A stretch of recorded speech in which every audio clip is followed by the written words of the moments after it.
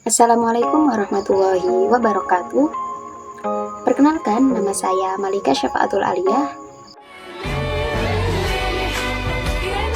Dalam video kali ini, kami akan menjelaskan tentang pendidikan Islam pada masa Khulafaur Rasyidin yang akan disampaikan oleh 4 teman saya, yakni yang pertama akan menjelaskan tentang pendidikan Islam pada masa Abu Bakar As-Siddiq yang akan dijelaskan oleh Mbak Juwita Eka Lestari.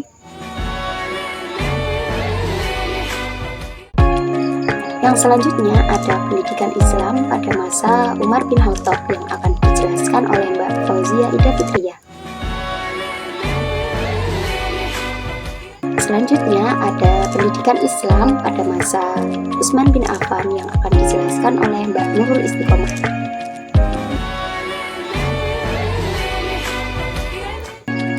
Selanjutnya ada pendidikan Islam pada masa Khalifah terakhir, yakni Khalifah Ali bin Abi Thalib yang akan dijelaskan oleh Mbak Safa Febriana Putri. Oke, selamat mendengarkan. Di sini saya akan menjelaskan pendidikan Islam pada masa Khulafaur Rasyidin. Awal mula pendidikan Islam. Pendidikan Islam dimulai sejak Nabi Muhammad SAW diangkat menjadi Rasul di Mekah dan beliau sendiri sebagai gurunya.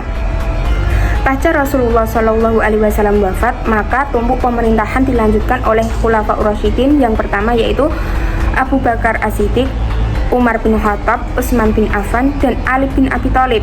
Masa Khulafaur Rasyidin ini berlangsung selama 32 tahun. Pada masa Khulafaur Rasyidin, pendidikan dan pengajaran Islam terus tumbuh dan berkembang. Nabi Muhammad SAW tidak meninggalkan wasiat tentang siapa yang akan menggantikan beliau sebagai pemimpin politik umat Islam setelah beliau wafat. Beliau tampaknya menyerahkan persoalan tersebut kepada kaum muslimin sendiri untuk menentukannya.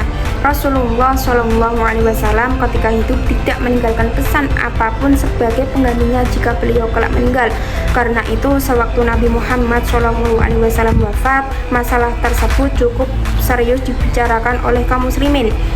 Para pemuka Islam sepakat bahwa pengganti beliau disebut Khalifah Rasyidin.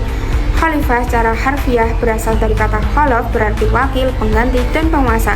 Selanjutnya muncul istilah khilafah yang dapat diartikan sebagai sebuah institusi politik dalam Islam yang dapat disamakan dengan imamah, yakni pemimpin atau pemerintahan. Untuk kemudian muncullah istilah khalifah atau bentuk jamaknya khulafa atau halaif yang berarti orang yang menggantikan kedudukan orang lain atau seseorang yang mengambil tempat orang lain sesudahnya dalam berbagai persoalan. Khalifah juga bisa berarti Sultanul Azam atau kekuasaan paling besar atau paling tinggi, sedangkan Rasyidin berarti cerdas, jujur, dan amanah. Jadi, Khulafa al-Rasyidin berarti pemimpin-pemimpin yang menggantikan kedudukan pemimpin sebelumnya dengan menunjukkan sikap yang cerdas, jujur, dan amanah dengan tugas sebagai pemimpin agama juga sekaligus sebagai pemimpin pemerintahan. Selanjutnya yaitu ada pendidikan Islam pada masa Abu Bakar As-Siddiq. Pola pendidikan pada masa Khalifah Abu Bakar As-Siddiq pada umumnya masih seperti pola pendidikan pada masa Nabi Muhammad SAW, baik dari segi materi maupun dari lembaga pendidikan. Menurut Prof. Mahmud Yunus di dalam buku Sejarah Pendidikan Islam, materi pendidikan Islami yang diajarkan pada masa Khulafaur Rasyidin sebelum masa pemerintahan Umar bin Khattab, khususnya untuk pendidikan dasar adalah membaca dan menulis, membaca dan menghafal Al-Quran, serta mempelajari pokok-pokok ajaran Islam seperti cara berwudu, sholat, dan lain sebagainya. Pokok-pokok ajaran Islam yang diajarkan dapat dibagi dalam beberapa kategori materi pendidikan, yaitu yang pertama ada materi pendidikan Tauhid. Tauhid adalah menjadikan Allah sebagai satu-satunya sesembahan yang benar dengan segala kekhususannya. Yang kedua ada materi pendidikan akhlak. Pendidikan akhlak adalah proses pembinaan budi pekerti anak sehingga menjadi budi pekerti yang mulia. Pendidikan akhlak memiliki peran yang sangat penting. Salah satu hadis yang berkaitan dengan pendidikan akhlak yaitu Bismillahirrahmanirrahim wa qala alaihi sholatu wassalam akramu auladakum wa asinu dabahum, yang artinya Rasulullah Shallallahu alaihi wasallam ia bersabda, muliakanlah anak-anak kalian dan perbaikilah adab atau akhlak mereka. Misalnya adab sehari-hari, adab kasih sayang, adab pergaulan, adab kehidupan bermasyarakat, berbangsa dan bernegara. Dalam Islam, pendidikan akhlak tidak dapat dipisahkan dengan pendidikan tauhid. Bahkan akhlak merupakan buah dari tauhid. Yang ketiga ada materi ibadah seperti wudhu, sholat, doa, zikir, puasa, zakat, dan haji. Terus yang terakhir materi pendidikan kesehatan. Materi pendidikan kesehatan yang integrasi pada bidang tauhid, akhlak, ibadah seperti tentang kebersihan tubuh dan lingkungan, adab makan dan minum, adab membuang air, adab mandi dan lain-lain. Pusat pendidikan pada masa Khalifah Abu Bakar adalah di Madinah dan tenaga pendidikannya adalah para sahabat Nabi. Selain keberadaan masjid dan sufah sebagai tempat pendidikan yang telah ada sejak pada masa Nabi Muhammad SAW, umat Islam mendirikan kutab sebagai tempat belajar membaca dan menulis yang mendukung fungsi masjid yang semakin kompleks. Masjid pada waktu itu berfungsi sebagai tempat sholat berjamaah, membaca dan mempelajari Al-Quran, tempat mendiskusikan masalah berbagai masalah keutamaan, tempat pertemuan dan lembaga pendidikan Islam.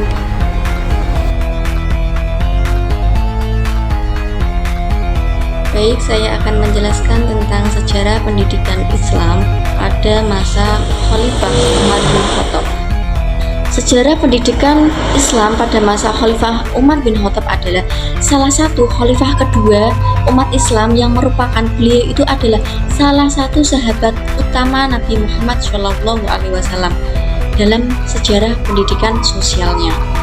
Umar bin Khattab ini setelah beliau itu dibaiat oleh Sayyidina Abu Bakar As-Siddiq, Abu Bakar itu sangat mengharapkan agar segera Umar itu bisa meminimalisir berbagai konflik atau kekacauan umatnya terjadi pada masa itu. Seperti yang kita ketahui, pada zamannya Abu Bakar ada beberapa hal. Yang pertama, seperti orang yang enggan untuk membayar zakat. Kemudian, orang-orang yang murtad atau keluar dari agama Islam karena mengira sudah tidak ada lagi yang membimbing mereka karena pada saat itu Rasulullah SAW wafat, hingga mereka itu berpikiran untuk kembali lagi ke agama mereka sebelum ada lagi nabi-nabi palsu. Nah, Umar bin Khattab itu menjabat sebagai Khalifah Amirul Mukminin itu kurang lebih 10 tahun. Selama 10 tahun itu banyak banget prestasi gemilangnya beliau raih. Nah, selama masa kepemimpinan beliau, selain beliau sebagai seorang khalifah, sebagai seorang pemimpin negara, beliau sebagai seorang pemimpin itu juga sangat sangat dekat dengan umatnya. Bagaimana Umar bin Khattab itu merasakan apa yang dirasakan oleh rakyatnya, entah itu kesulitan yang dirasakan oleh rakyatnya, beliau juga ikut merasakan. Maka dari itu sikapnya sangat budi luhur dibandingkan dengan pemimpin-pemimpin lainnya terkait dengan masalah pada zaman Umar bin Khattab. Seorang pendidik juga yang memberikan penyuluhan di kota Madinah pada zaman itu, yang mana mereka mengajarkan Al-Quran ke masjid-masjid maupun ke pasar-pasar. Mereka juga bertugas untuk mengajarkan Al-Quran dan ilmu fikih kepada penduduk untuk yang baru saja memeluk agama Islam. Nah, sistem pendidikan yang dirintis pada zaman Nabi Muhammad SAW itu dikembangkan pada zamannya, sehingga Umar bin Khattab merintis kembali sistem pengajaran dan pendidikan yang lebih terorganisir. Bahkan pada masa kepemimpinan Umar bin Khattab itu menugaskan para guru-guru untuk menyebarkan ke berbagai wilayah untuk mengajarkan ajaran Islam. Nah, mereka para guru-guru bermukim di masjid-masjid. Para guru tersebut mengajarkan ajaran Islam kepada masyarakat di sana. Biasanya mereka itu belajar dengan membentuk halakoh-halakoh di sebuah majelis. Nah, hal tersebut itu juga bersifat umum. Nah, seiring dengan perkembangan zaman, selain ajaran-ajaran Islam diajarkan, mereka juga mengajarkan terkait dengan adanya disiplin ilmu. Bahkan mereka juga mengajarkan terkait dengan permasalahan-permasalahan masyarakat yang terjadi pada masa itu. Selain itu, Sayyidina Umar bin Khattab juga dipandang sebagai seorang yang menggagas ilmu pemerintahan Islam, yang mana beliau adalah orang yang pertama kali menggunakan peraturan baku. Nah, seperti keadilan maupun peraturan hukum. Terus bagaimana sih caranya kita mengurus suatu wilayah yang lebih kecil, karena begitu besarnya kekuasaan Islam pada saat itu, sehingga wilayah tersebut dibagi lagi nih menjadi wilayah-wilayah yang lebih kecil. Jadi masing-masing wilayah terdapat penanggung jawab dari wilayah tersebut, sehingga lebih mudah untuk dipantau. Hal ini lebih mudah untuk melihat perkembangan dari setiap wilayahnya.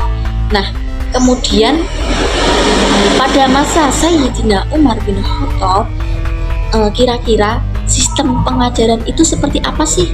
Pada masa zamannya Khalifah Umar bin Khattab itu, pendidikannya itu lebih ke belajar membaca, belajar menulis. Kemudian kita juga menghafalkan pembelajaran tersebut, yang mana kita juga diajarkan terkait pokok-pokok ajaran Islam.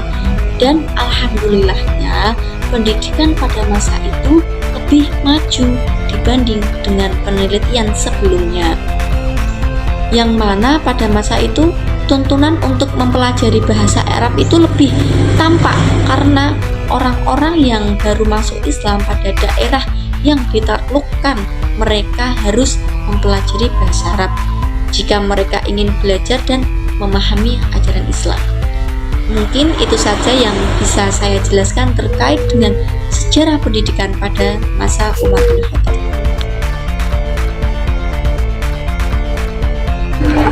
Baik, terima kasih untuk waktunya. Di sini saya akan menjelaskan tentang sejarah perkembangan Islam pada masa Khulafaur Rasyidin, yaitu pada masa Khalifah Utsman bin Affan. Khalifah Utsman bin Affan merupakan khalifah ketiga dari Khulafaur Rasyidin. Ia memerintah pada tahun 644 sampai dengan 656 Masehi. Nah, Khalifah Utsman bin Affan merupakan salah satu sahabat Nabi Muhammad SAW yang paling termasyhur, karena beliau dikenal dengan sosok yang paling dermawan, jujur, dan rendah hati. Nah, proses diangkatnya Utsman bin Affan yaitu dari para sahabat meminta Umar agar menetapkan penggantinya sebagai khalifah bila Umar meninggal. Namun ia menolak karena orang yang dipandangnya cukup, yaitu Abu Ubaidillah bin Jarrah, telah meninggal dunia. Akhirnya dari itu maka dibentuklah panitia 6, yang mana nantinya itu akan dipilih siapa yang akan menjadi khalifah. Di antaranya yaitu Utsman bin Affan, Ali bin Abi Thalib, Thalhah bin Ubaidillah, Zubair bin Awam, Abdurrahman bin Auf, dan Sa'ad bin Abi Waqqas. Nah, dengan adanya panitia 6 tersebut, maka diadakanlah sidang. Dalam sidang itu mulai nampak persaingan antara Ali dan Utsman. Mereka berdua merupakan calon yang paling terkuat. Berdasarkan hasil sidang dan pendapat di kalangan masyarakat, Abdurrahman sebagai ketua sidang menetapkan Utsman sebagai khalifah ketiga dalam usianya yang menginjak 70 tahun.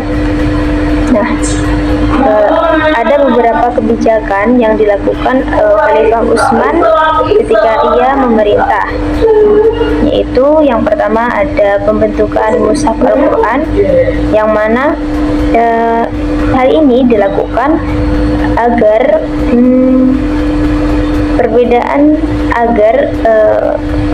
Al-Quran sendiri itu tidak hilang.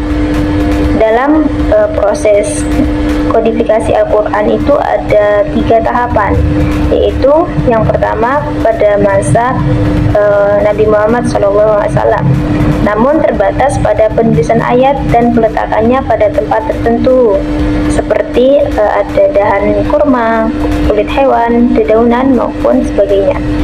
Nah, kodifikasi yang kedua yaitu dilakukan oleh Abu Bakar As-Siddiq atas usul para sahabat, terutama Umar bin Khattab yang mengkhawatirkan kepunahan Al-Quran karena banyaknya para penghafal Al-Quran yang terbunuh di medan perang. Nah, kodifikasi yang terakhir yaitu pada masa Utsman bin Affan yang dilakukan melalui beberapa tahapan. Panitia mengumpulkan semua lembaran Al-Quran yang dimiliki para sahabat dan menjadikan mushaf yang disimpan oleh Hafsah sebagai rujukan. Kemudian mereka menyusun satu mushaf utama lalu membuat salinan untuk dikirimkan ke seluruh pelosok di dunia Islam. Nah, kebijakan yang kedua yaitu penaklukan wilayah. Ada beberapa wilayah yang berhasil ditaklukkan oleh Khalifah Utsman, yaitu diantaranya ada Afrika, Siprus, Armenia, Sind, Kabul, dan Farhanah, Balau, dan Herat di Afghanistan. Kemudian dilakukan kembali penaklukan bagi negeri-negeri yang melanggar janji di Persia, diantaranya ada Khurasan atau Babul Aqwam. Nah, demikian kebijakan yang dilakukan Utsman selama beliau memerintah. Kita masuki materi selanjutnya, yaitu peristiwa terbunuhnya Utsman bin Affan.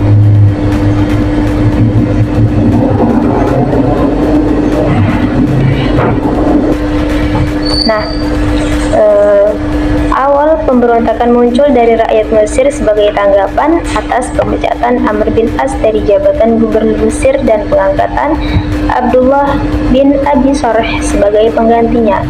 Tentu saja cara Utsman memerintah adalah mempercayakan posisi penting pemerintahan kepada kerabatnya Bani Umayyah, serta memberikan bagian besar dari harta Bait al-Mal kepada mereka, yang menyebabkan ketidakpuasan dan protes di kalangan masyarakat, khususnya para sahabat Nabi Muhammad SAW. Singkat ceritanya, pembunuhan Utsman ini menyebabkan dimulainya berbagai konflik internal dan perang saudara di antara umat Islam, seperti berkorbannya konflik antara Bani Umayyah dan Bani Hashim. Begitu juga dengan Aisyah, Tolhah, dan Zubair yang memulai perang Jamal melawan Imam Ali dengan dalil menuntut darah Utsman. Oleh karena itu, peristiwa ini dianggap sebagai awal dari fitnah di dalam dunia Islam. Sekian materi yang dapat saya sampaikan. Saya kembalikan ke moderator.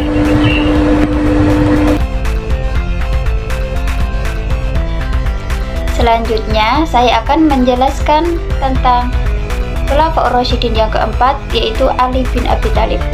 Khalifah yang keempat Khulafaur Rasyidin, juga sepupu dan sekaligus menantu Nabi Muhammad SAW, adalah Ali bin Abi Thalib. Ali bin Abi Thalib merupakan keturunan Bani Hashim yang lahir di Makkah pada tahun 603 Masehi. Beliau adalah orang yang pertama masuk Islam dari kalangan remaja. Sepeninggal Utsman, sebagian kaum muslimin menginginkan Ali bin Abi Thalib naik menjadi khalifah keempat. Pada mulanya Ali menolak, tapi akhirnya mau menerima setelah mendapat desakan dari sebagian kaum muslimin. Naiknya Ali menjadi khalifah tidak disetujui oleh Bani Umayyah, yang merupakan keluarga terdekat Khalifah Utsman. Apalagi Khalifah Ali dengan segera memecat pejabat-pejabat penting yang dulu diangkat Utsman. Sebagai contoh, Khalifah Ali memecat gubernur Syria Muawiyah bin Abi Sufyan sebagai gubernur Syria. Namun Muawiyah tidak terima, malah dia mengangkat dirinya menjadi khalifah dan menentang Ali dengan alasan menuntut bela kematian Utsman kepada Ali.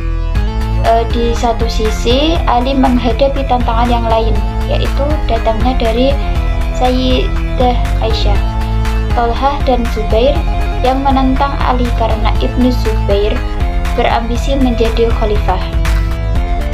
Tolhah dan Zubair yang menentang Ali karena Ibnu Zubair berambisi menjadi.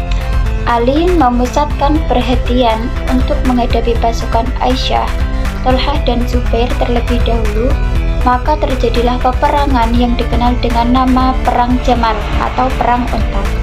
Karena panglima perangnya ialah Aisyah pada waktu itu yang mengendarai unta. Pada peperangan ini, pasukan Ali memperoleh kemenangan. Aisyah tertawan dan dikembalikan dengan penuh kehormatan ke Mekah. Sedangkan Tolhah dan Zubair tewas terbunuh.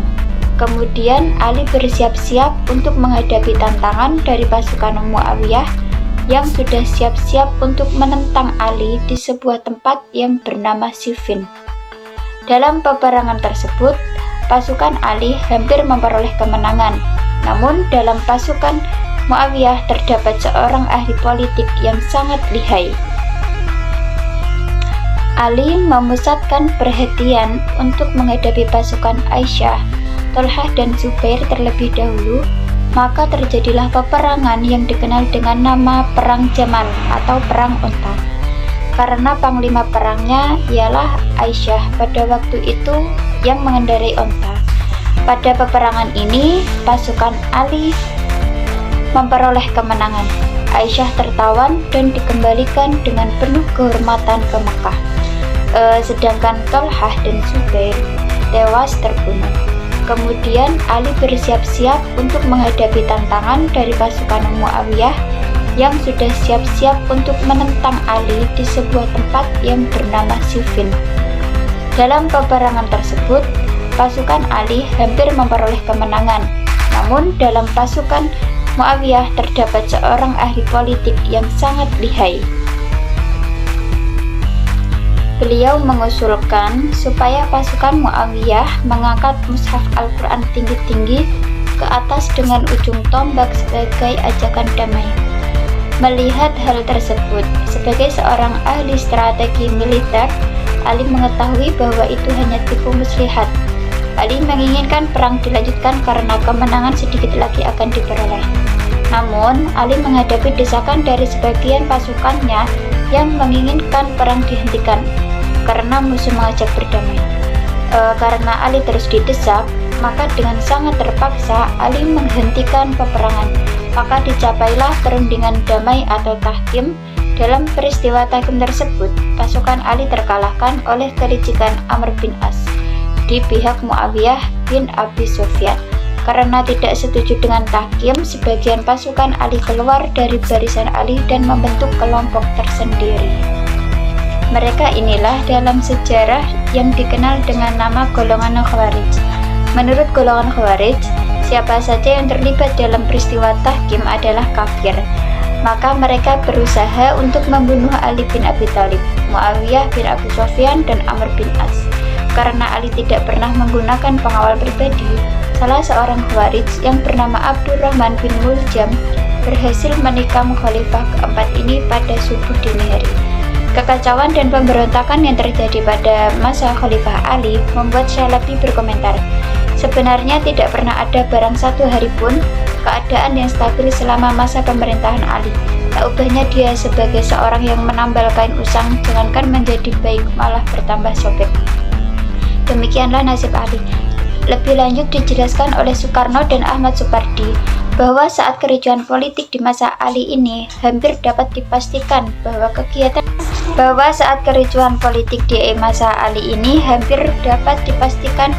kegiatan pendidikan Islam mendapat hambatan dan gangguan walaupun tidak terhenti sama sekali. Khalifah Ali pada saat itu tidak sempat lagi memikirkan masalah pendidikan karena seluruh perhatiannya ditumpahkan pada masalah keamanan dan kedamaian bagi masyarakat Islam. Dengan demikian, dapat disimpulkan bahwa pendidikan pada zaman Khulafaur Rasyidin belum berkembang seperti masa-masa sesudahnya. Pelaksanaannya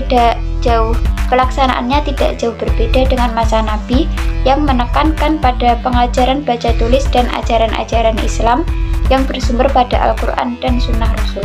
Hal ini disebabkan oleh konsentrasi umat Islam terhadap perluasan wilayah Islam dan terjadinya pergolakan politik, khususnya pada masa pemerintahan Ali bin Abi Thalib. Dasar pendidikan Islam yang tadinya bermotif akidah tauhid sejak masa itu tumbuh di atas dasar motivasi, ambisius kekuasaan, dan kekuatan.